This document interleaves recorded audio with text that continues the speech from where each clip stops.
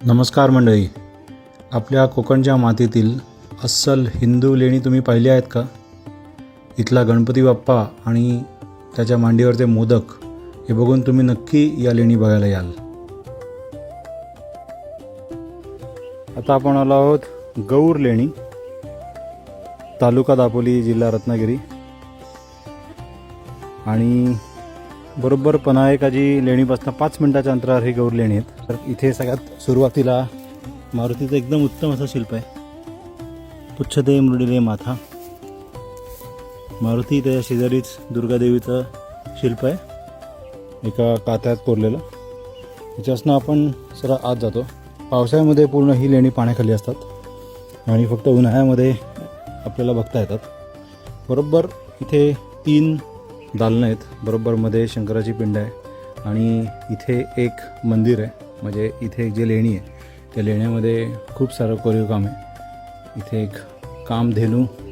सगळ्यात बघण्याची गोष्ट म्हणजे ही आहे, गणपती बाप्पाचं रूप, रिद्धी-सिद्धी आणि गणपती बाप्पा. या आहेत रिद्धी-सिद्धी आणि गणपती बाप्पा. आणि बघा, गणपती बाप्पाच्या हातातले मोदक दिसत आहेत. इथे जानवं आहे, शूर्पकर्ण, दोन्ही एका हातामध्ये कमळ आहे, एका हातामध्ये पाश अंकुश आहे. सोंडेमध्ये एक मोदक आहे. फार सुंदर सुंदर असा गणपती बाप्पा. इथे छोटा मंदिर आहे आणि या आहेत 2 रिद्धी-सिद्धी. एकदम सुंदर असं शिल्प आहे. त्याच्यानंतर या कक्षामध्ये आहे एक शंकराची पिंड.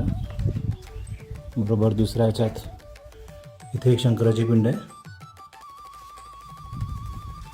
आणि तिसरा रिकाम आहे.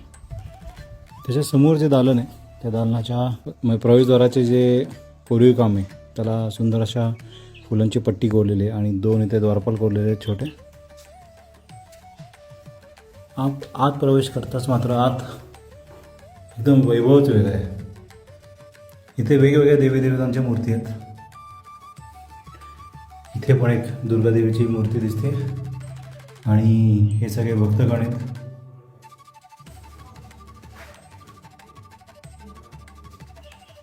फार सुंदर.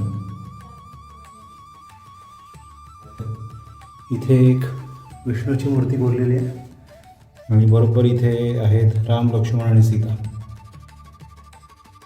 दुर्गादेवी, राम, लक्ष्मण, सीता आणि विष्णू या तिन्ही मूर्ती एकत्र असलेला ही हिंदू लेणी आहे.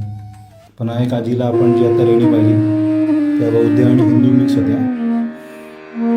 पुढील वेळेस जेव्हा दापोली किंवा पनायकाजी लेण्यांना जाल तेव्हा ही लेणी बघायला अजिबात विसरू नका.